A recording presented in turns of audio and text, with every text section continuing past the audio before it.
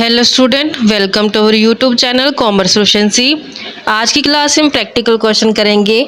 जो टॉपिक हमने स्टार्ट किया अमलगमेशन ऑफ कंपनी का, इसे लास्ट क्लास में हमने कवर किया था कंसेप्ट के किस तरीके से अकाउंटिंग ट्रीटमेंट किया जाएगा ट्रांसफरी कंपनी द्वारा अपने बुक्स के अंदर अगर amalgamation the nature of merger होता है और अगर amalgamation the nature of purchase होता है। दोनों केसेस हमने कवर किए थे लास्ट क्लास के अंदर। अगर अभी तक आपने लास्ट क्लास ही नहीं देखी, देखिए ताकि आपकी स्टडी में कंसिस्टेंसी बनी रहे। अगर अभी तक आपने मेरे यूट्यूब चैनल कॉमर्स प्रोफिशिएंसी को सब्सक्राइब नहीं किया, सब्सक्राइब कीजिए और बेल आइकन जरूर प्रेस कीजिए ताकि जब भी मैं न्यू वीडियोस अपलोड करूं सबसे पहले नोटिफिकेशन आपके पास जाए, आप वीडियोस को देखकर आपकी स्टडी बूस्टअप हो। कवर करती हैं स्टेटमेंट गिवन है कि यहाँ पे बैलेंस शीट है ए लिमिटेड और बी लिमिटेड की 31 मार्च की।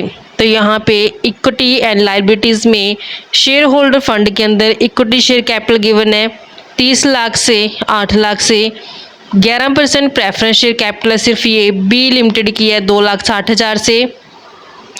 जनरल रिजर्व है दोनों ही कंपनियों के 12 लाख और 3 लाख। स्टैट्यूटरी रिजर्व है 1,20,000 से और 35,000 से। प्रॉफिट एंड लॉस 1,35,000 और 63,000 से।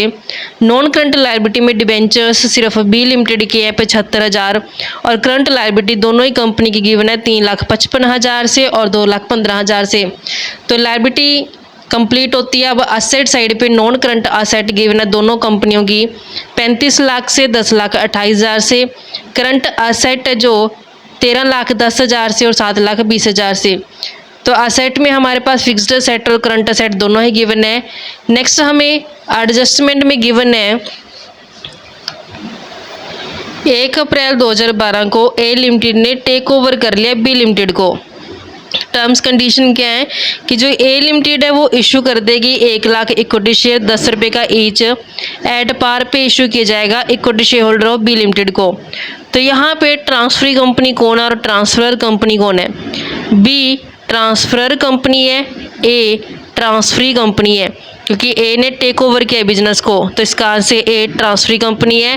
बी के बिजनेस को टेक ओवर किया गया तो बी ट्रांसफर कंपनी है। तो जो परचेज कंसिडरेशन पे किया गया है ट्रांसफरी कंपनी द्वारा ट्रांसफर कंपनी को कैसे किया गया कि ए लिमिटेड ने इक्विटी शेयर होल्डर को इक्विटी शेयर इशू कर दिए 1 लाख इक्विटी शेयर 10 रुपये के ईच के हिसाब से।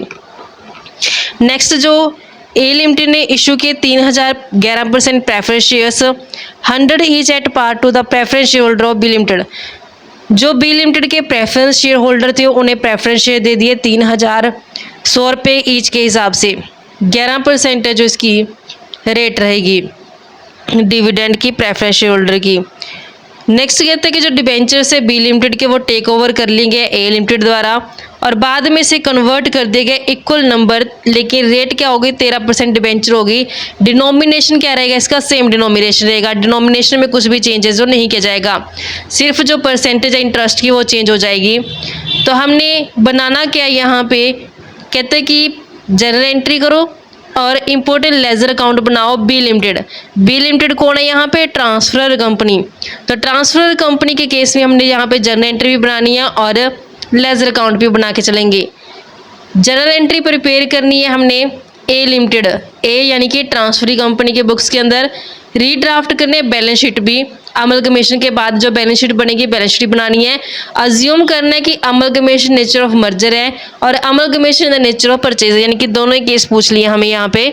हम जानते हैं कि जो ट्रांसफर कंपनी होती है उसके अकाउंटिंग ट्रीटमेंट के ऊपर कोई इफेक्ट नहीं पड़ता, चाहे amalgamation the nature of merger हो चाहे amalgamation the nature of purchase हो। दोनों ही केस में जो अकाउंटिंग ट्रीटमेंट रहता है ट्रांसफर कंपनी का वो सेम रहता है। तो ट्रांसफर कंपनी कौन है यहाँ पे? बी लिमिटेड, क्योंकि बी लिमिटेड का बिजनेस है जो टेक ओवर किया गया है ए लिमिटेड के द्वारा। तो बी लिमिटेड के बुक्स के अंदर कोई भी है जो अलग से यानी कि चेंजेस नहीं आने वाले दोनों केस में, तो सेम ही जनरल एंट्री जो पास की जाएगी। तो ट्रांसफर कंपनी के केस में तो सेम अकाउंटिंग ट्रीटमेंट रहना दोनों ही case amalgamation the nature of merger और परचेज के केस में। लेकिन जो ट्रांसफरी कंपनी होती है ट्रांसफरी कंपनी के बुक्स के अंदर जो अकाउंटिंग ट्रीटमेंट होता है दोनों ही केस के अंदर amalgamation the nature of merger के अंदर और amalgamation the nature of purchase के अंदर ये दोनों केस में अलग हो जाता है। तो सबसे पहले हमें क्या करना है? परचेज कंसीडरेशन कैलकुलेट करना है। परचेज कंसीडरेशन कैसे कैलकुलेट करेंगे? तो यहाँ पे जो ए लिमिटेड है उसने एक तो इक्विटी शेयर इशू किया और दूसरा प्रेफरेंस शेयर होल्डर को प्रेफरेंस शेयर इशू कर दिए। तो 1 लाख इक्विटी शेयर 10 रुपये का ईच, तो 10 लाख तो इसने दे दिए इक्विटी शेयर होल्डर को, और 3000 प्रेफरेंस शेयर 100 रुपये का ईच, तो 3 लाख दे दिए इसने प्रेफरेंस शेयर को होल्डर को। तो यहाँ पे टोटल कितना परचेज कंसिडरेशन बन गया 13 लाख रुपए से। तो 13 लाख परचेज कंसिडरेशन पे किया गया ए लिमिटेड द्वारा बी लिमिटेड को। तो यहाँ पे हमने सबसे पहले परचेज कंसिडरेशन है जो कैलकुलेट करना होता है। यहाँ पे स्पेसिफाई किया गया कि 1 लाख इक्विटी शेयर है जो इश्यू किए गए हैं 10 रुपये का ईच है। तो टोटल 10 लाख तो इक्विटी शेयर हो गए हैं, इक्विटी शेयर होल्डर को पे किया गया, और ऐसे ही 3000 प्रेफरेंस शेयर्स हैं 100 रुपये का ईच है। तो टोटल 3 लाख रुपए प्रेफरेंस शेयर होल्डर को पे किए गए हैं। तो टोटल परचेज कंसिडरेशन जो पे किया गया वो है 13 लाख रुपए का। तो सबसे पहले हम जर्नल एंट्री पास करते हैं in the books of transfer company. यहाँ पे ट्रांसफर कंपनी है जो बी लिमिटेड है, तो बी लिमिटेड की बुक्स के अंदर जर्नल एंट्री पास करेंगे। तो जो ट्रांसफर कंपनी होती है सबसे पहले वो अपनी फिक्स्ड असेट, करंट असेट, जितनी भी असेट्स होती हैं उसकी वो ट्रांसफ़र कर देते हैं रियलाइजेशन अकाउंट के अंदर। तो असेट्स का बैलेंस डेबिट होता है, जब रियलाइजेशन अकाउंट में ट्रांसफ़र करें तो बैलेंस पलट के क्रेडिट हो जाएगा। तो जर्नल एंट्री पास की जाएगी रियलाइजेशन अकाउंट डेबिट। तो रियलाइजेशन अकाउंट डेबिट, यहाँ पे जो बी लिमिटेड के पास 2 टाइप के असेट है, एक तो फिक्स्ड असेट है और दूसरी करंट असेट है। तो 2 फिक्स्ड असेट अकाउंट और 2 करंट असेट अकाउंट के नाम से क्रेडिट कर देंगे। तो जो बी लिमिटेड है, बी लिमिटेड के पास फिक्स्ड असेट 10,28,000 की, करंट असेट 7,20,000 की है। तो फिक्स्ड असेट है 10,28,000 की और करंट असेट हैं 7,20,000 की। तो टोटल रियलाइजेशन अकाउंट में ट्रांसफ़र करेंगे 17,48,000। इसके अलावा कोई और असेट नहीं है। नेक्स्ट जर्नल एंट्री पास की जाती है लायबिलिटी को ट्रांसफ़र करने की रियलाइजेशन अकाउंट में। लायबिलिटी का क्रेडिट बैलेंस होता है, जब इसे ट्रांसफ़र किया जाता है डेबिट बैलेंस हो जाएगी। लायबिलिटी में 2 टाइप की लायबिलिटी इसके पास, एक तो करंट लायबिलिटी है, तो करंट लायबिलिटी अकाउंट को डेबिट कर देंगे, और दूसरा फिक्स्ड लायबिलिटी के अंदर डिवेंचर्स है 12% की रेट से, तो 12% डिवेंचर अकाउंट डेबिट कर देंगे टू रियलाइजेशन अकाउंट को क्रेडिट कर दिया जाएगा।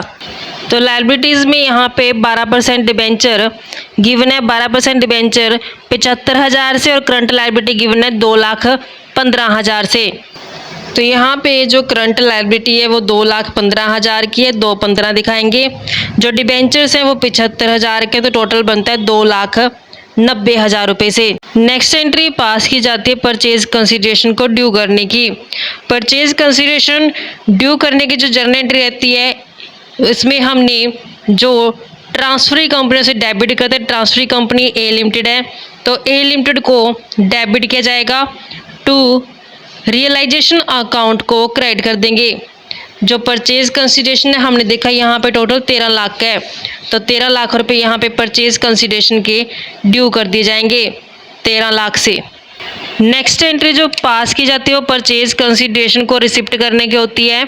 परचेज कंसिडरेशन में हमने इक्विटी 10 लाख रुपए से और प्रेफरेंस 3 लाख रुपए से जो परचेज कंसिडरेशन के अंदर रिसीव हुए हैं ट्रांसफर कंपनी को।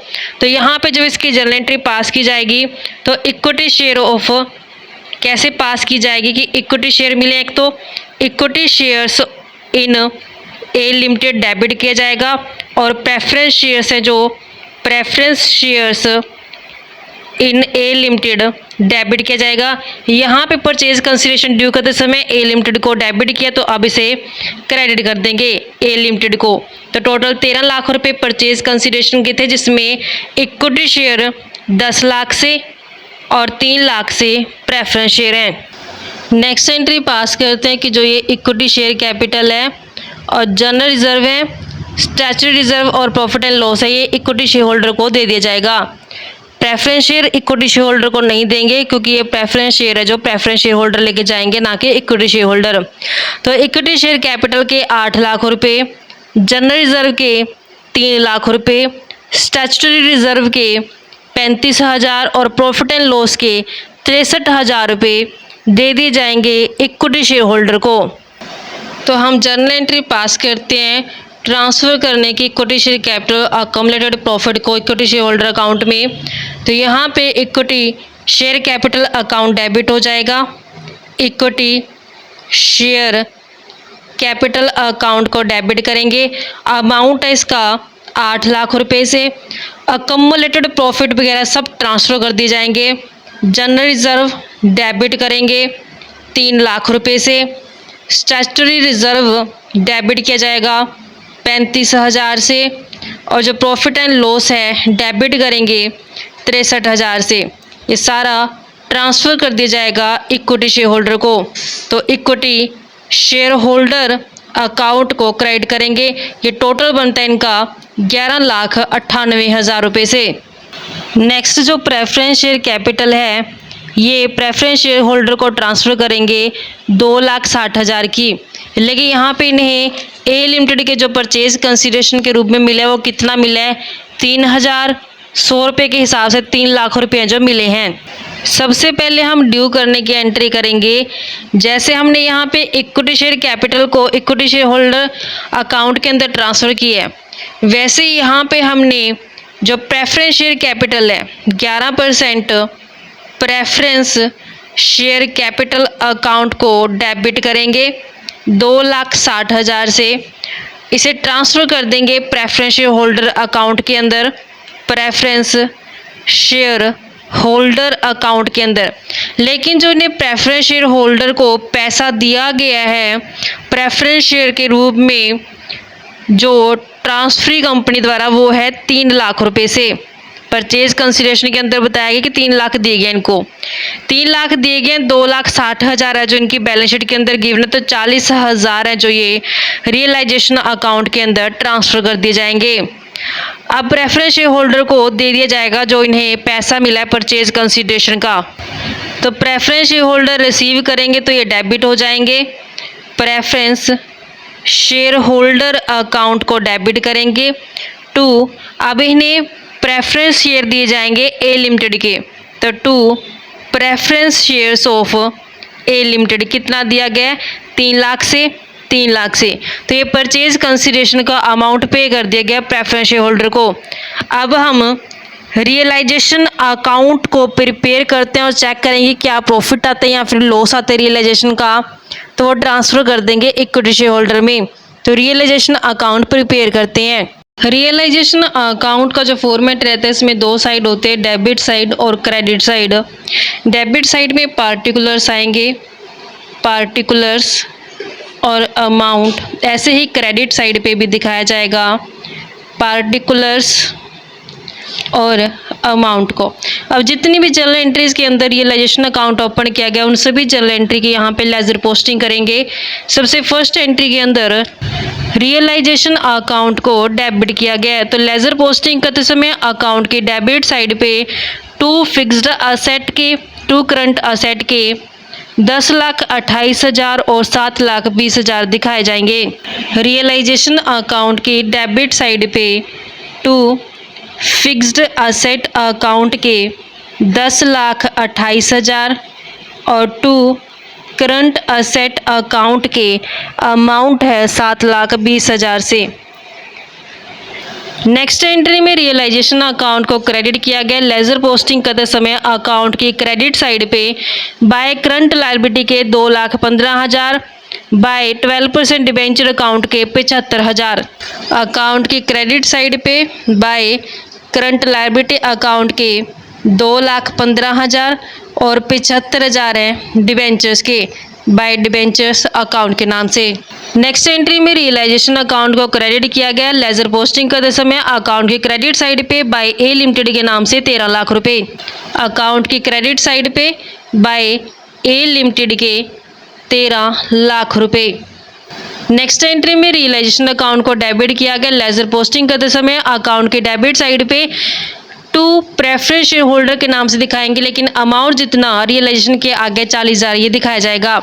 तो अकाउंट की डेबिट साइड पे 2 प्रेफरेंस शेयर होल्डर के नाम से, लेकिन अमाउंट जितना रियलाइजेशन के आगे 40,000 वो दिखाया जाएगा। इसके अलावा और कोई भी जर्नल एंट्री नहीं है रियलाइजेशन अकाउंट की रिगार्डिंग।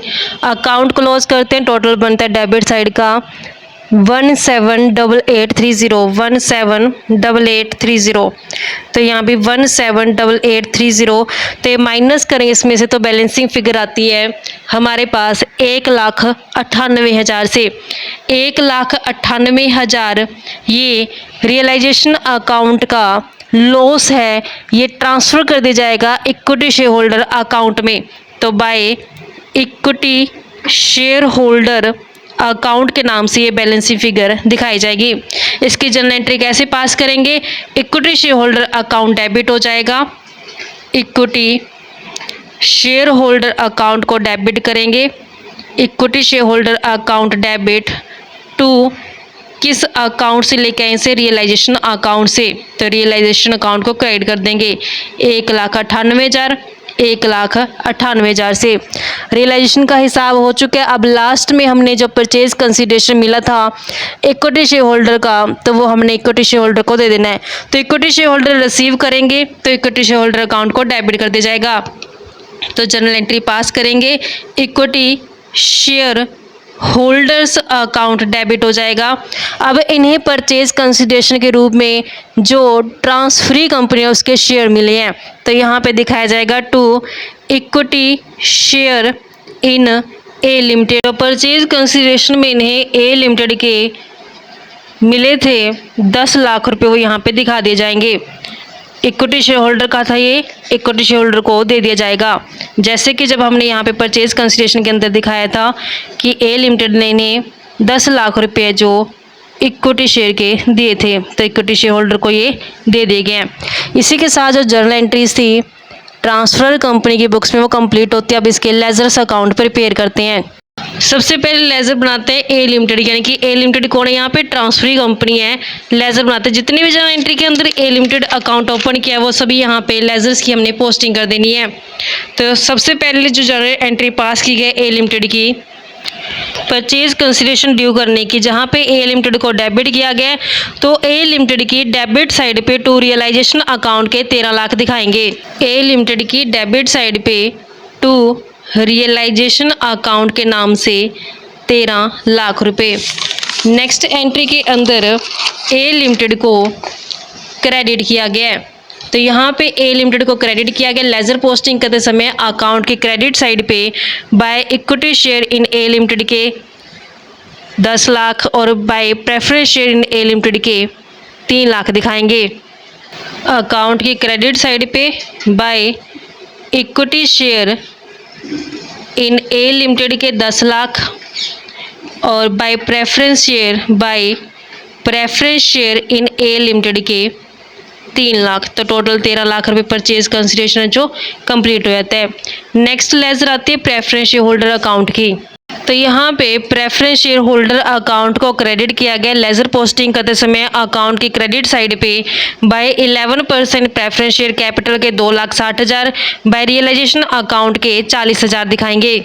अकाउंट की क्रेडिट साइड पे बाय 11% प्रेफरेंस शेयर्स के 2,60,000 और 40,000 हैं रियलाइजेशन के बाय रियलाइजेशन अकाउंट के नाम से दिखाएंगे।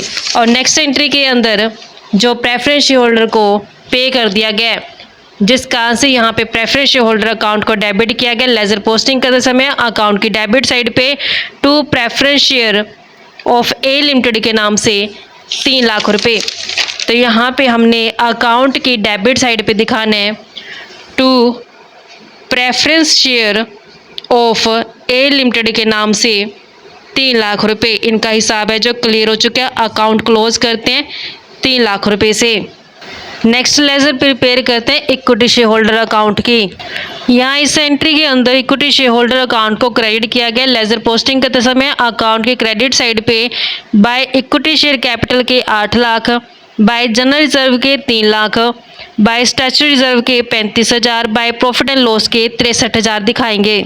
अकाउंट की क्रेडिट साइड पे बाय इक्विटी शेयर कैपिटल के 8 लाख रुपए, नेक्स्ट जनरल रिजर्व के 3 लाख बाय जनरल रिजर्व के 3 लाख रुपए, स्टैचुटरी रिजर्व के 35,000, प्रॉफिट एंड लॉस के 63,000 रुपये।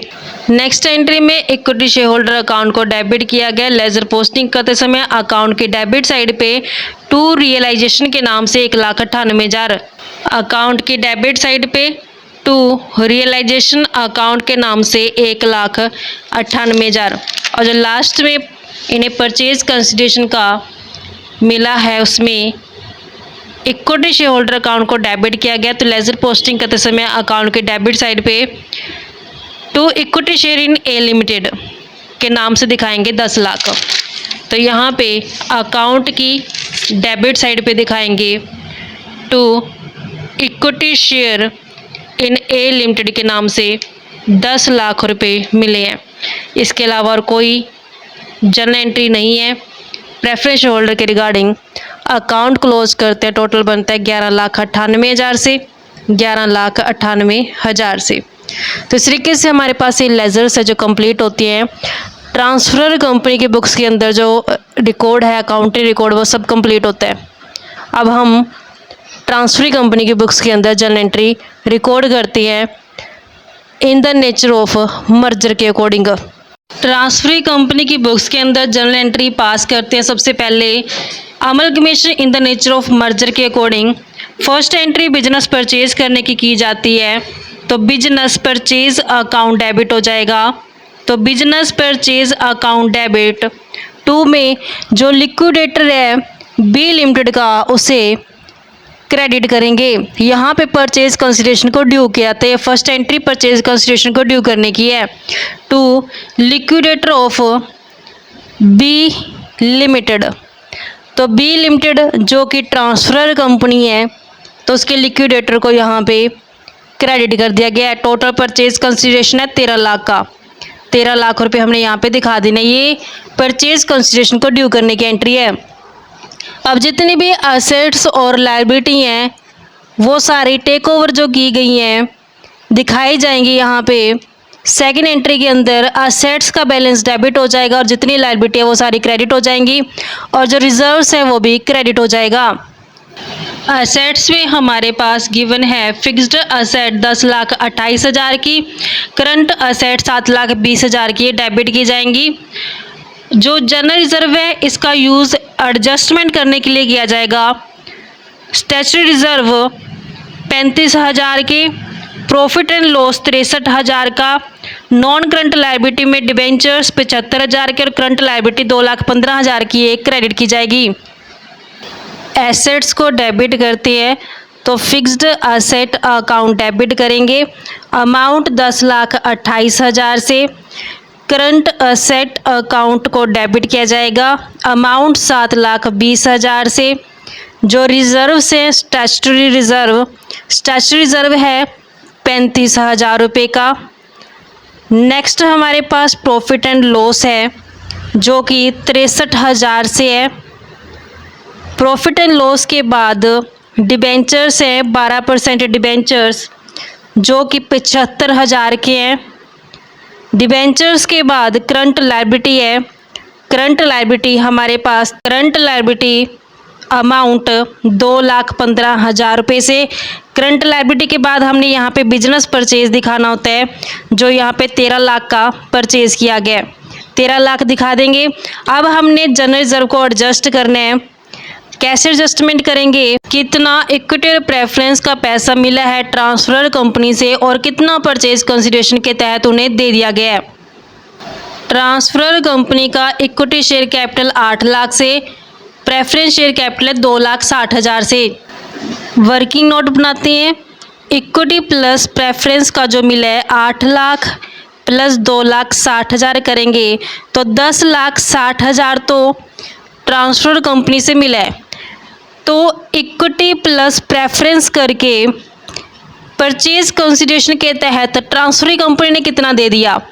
तो हमने परचेज कंसिडरेशन के अंदर देखा था कि जो इक्विटी है उसके तो 10 लाख और 3 लाख थे जो प्रेफरेंस को दिए गए थे। टोटल 13 लाख है जो दे दिया गया था। 10,60 मिली है, 13 लाख दे दिए तो कितना कम है यहाँ पे 2,40,000। जो ये 2 जाली है ये एडजस्ट किया जाएगा किसके साथ, जनरल रिजर्व के साथ। जो जनरल रिजर्व है यहाँ पे ट्रांसफर कंपनी का वो 3 लाख रुपए से है। तो जनरल रिजर्व में 3 लाख है, माइनस करेंगे 2 चाली, तो जो 60,000 बैलेंस है जनरल रिजर्व का ये दिखाया जाएगा इस सेकंड एंट्री के अंदर। जनरल रिजर्व को यहाँ पे क्रेडिट कर दिया जाएगा कि अभी भी जनरल रिजर्व के अंदर 60,000 रुपये हैं जो बच गए हैं। नेक्स्ट परचेज कंसिडरेशन जो पे किया जाएगा, यहाँ पे लिक्विडेटर ऑफ बी लिमिटेड को क्रेडिट किया गया है। जब पे किया जाएगा परचेज कंसिडरेशन तो इसे डेबिट कर दिया जाएगा।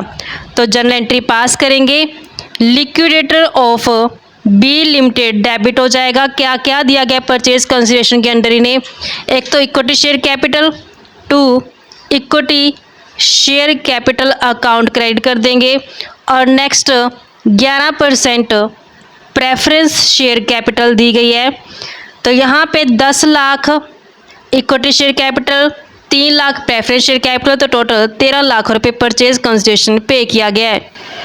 जो लायबिलिटी टेक ओवर की गई थी ट्रांसफरी कंपनी द्वारा ट्रांसफर कंपनी की, जिसके अंदर डिबेंचर्स को भी टेक ओवर किया गया था, तो यहाँ पे एडजस्टमेंट में गिवन है कि जो डिबेंचर थे बी लिमिटेड के जो टेक ओवर कर लिए गए ए लिमिटेड द्वारा, उसको कन्वर्ट कर दिया जाएगा इक्वल नंबर क्या रहेंगे, इक्वल रहेंगे, लेकिन रेट क्या कर दी, 13% डिबेंचर कर दिए, डिनोमिनेशन रहेगा सेम। अब हमने देखा कि यहाँ पे डिबेंचर्स इसके 12% डिबेंचर्स हैं 75,000 के, तो 75,000 को चेंज नहीं करना, सिर्फ 12% से क्या कर दिया, रेट चेंज करके यहाँ पे उसको 13% डिबेंचर दे दिए गए हैं।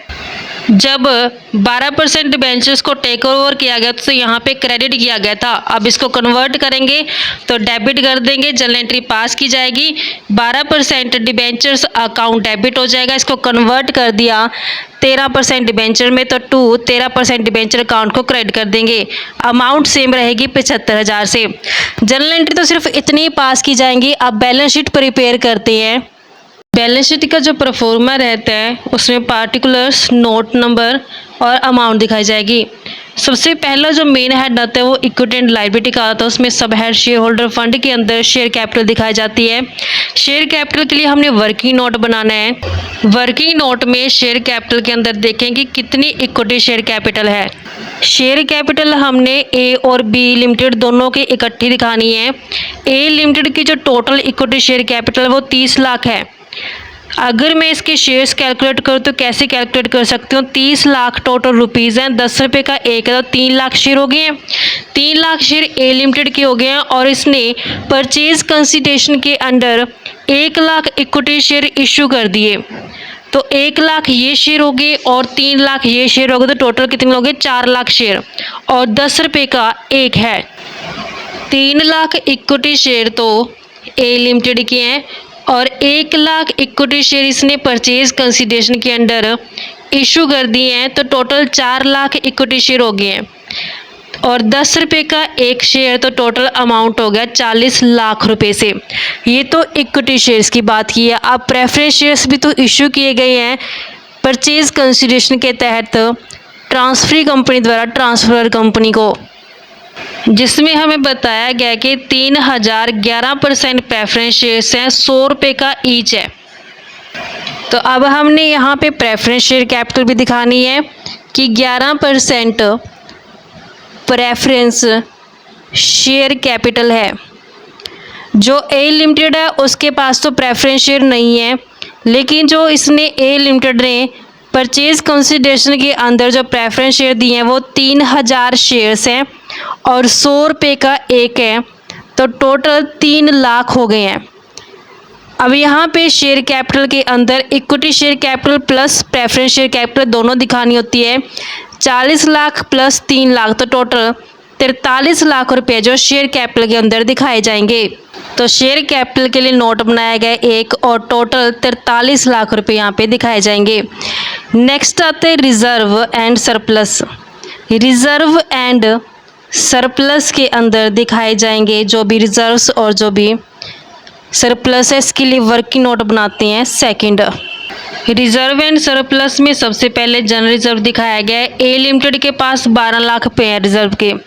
अब हमने जब थ्योरी बेस कवर किया था तो उसमें ये समझा था कि जो ट्रांसफरी कंपनी होती है उसे ट्रांसफर कंपनी के रिजर्व्स की जो आइडेंटिटी होती है वो प्रिजर्व करनी पड़ती है। अगर जनरल रिजर्व है तो जनरल रिजर्व ही दिखाए जाएंगे। तो यहाँ पे ट्रांसफरर कंपनी के जनरल रिजर्व भी इसमें ऐड कर दिए जाएंगे, जो कि हमने वर्किंग नोट बना के कैलकुलेट किए थे। जनरल रिजर्व ए लिमिटेड के तो 12 लाख है, प्लस इसमें ट्रांसफरर कंपनी के जनरल रिजर्व भी ऐड कर देंगे, जो बैलेंसिंग फिगर आई थी 60,000 की, जो कि हमने यहाँ पे बैलेंसिंग फिगर कैलकुलेट की थी एडजस्टमेंट करके 60,000 रुपये। तो इसके लिए हमने सेकंड नोट बना लिया रिजर्व एंड सरप्लस का जनरल रिजर्व, जिसमें 12 लाख तो जनरल रिजर्व है ए लिमिटेड के और 60,000 जो एडजस्टमेंट करके जनरल रिजर्व की बैलेंसिंग फिगर आई थी वो है बी लिमिटेड के। तो टोटल 12,60,000 हो गए हैं। नेक्स्ट है हमारे पास स्टैच्यूटरी रिजर्व, ये दोनों ऐड हो जाएंगे 1,20,000 प्लस 35,000। ऐसी प्रॉफिट एंड लॉस भी ऐड हो जाएंगे 1,35,000 प्लस 63,000। तो यहाँ पे हमने स्टैच्यूटरी रिजर्व 1,20,000 प्लस 35,000 1,55,000 दिखा देना total. Profit and loss 1,35 plus 63 करके 1,98,000 दिखा देंगे टोटल। तो रिजर्व एंड सरप्लस में ये तीनों का ऐड करके 16,13,000 पे हमने बैलेंस शीट के अंदर दिखा देना है। तो यहाँ पे हमने 16,13,000 दिखाएंगे। इन दोनों का टोटल करते हैं तो इसका टोटल बनता है 5913,000।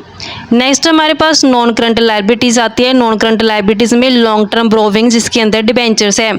तो डिबेंचर्स यहाँ पे 12% डिबेंचर्स टेक ओवर किए थे, लेकिन उसको बाद में कन्वर्ट कर दिया था 13% डिबेंचर्स के अंदर, जो कि 75,000 है। तो यहाँ पे दिखाए जाएंगे। चेक करते हैं कि क्या ए लिमिटेड के पास भी डिबेंचर है या नहीं है। तो यहाँ पे हमने देखा कि डिबेंचर्स है जो ए लिमिटेड के पास नहीं है, तो हमने फिर यही डिबेंचर है जो 13% डिबेंचर 75,000 पे यहाँ पे दिखा दिए जाएंगे 75,000 रुपये से। नेक्स्ट करंट लायबिलिटी में टोटल लेते हैं दोनों ए लिमिटेड और बी लिमिटेड की करंट लायबिलिटी का। करंट लायबिलिटी 355 प्लस 215 टोटल करके दिखाएंगे। टोटल बनता है 5,70,000 से। इसके अलावा और कोई ट्रांजेक्शन नहीं है, तो अब क्लोज करते हैं। टोटल बनता है 6558,000 से। अब असेट कंप्लीट करते हैं। सेकंड हमारे पास आती है असेट्स। असेट्स में फिक्स्ड असेट्स और करंट असेट दोनों दिखाई जाएगी। फिक्स्ड असेट है 35 लाख प्लस 10,28,000। करंट असेट है 13,10,000 प्लस 7,20,000। तो हमने ए और बी लिमिटेड की फिक्स्ड असेट्स टोटल करके 45,28,000। करंट असेट भी ए प्लस बी लिमिटेड की टोटल बनती है 2,30,000 से। इन दोनों का टोटल करेंगे तो 65,58,000 बनते हैं। असेट्स का और लायबिलिटी का दोनों साइड का टोटल आता है इक्वल। तो इस तरीके से हमारे पास ये बैलेंस शीट है जो कंप्लीट हो जाती है according to amalgamation in the nature of merger. I hope बच्चा को क्लियर हो गया है। नेक्स्ट मेथड बनते हैं amalgamation in the nature of purchase, वो कवर करेंगे नेक्स्ट पार्ट में। ऐसे ही रेगुलर क्लासेस के लिए आप मेरे यूट्यूब चैनल कॉमर्स एफिशिएंसी को सब्सक्राइब, लाइक और शेयर करें। बेल आइकन जरूर प्रेस करें ताकि जब भी मैं न्यू वीडियोस अपलोड करूं सबसे पहले नोटिफिकेशन आपके पास जाए, आप वीडियोस को देखकर आपकी स्टडी बूस्ट अप हो।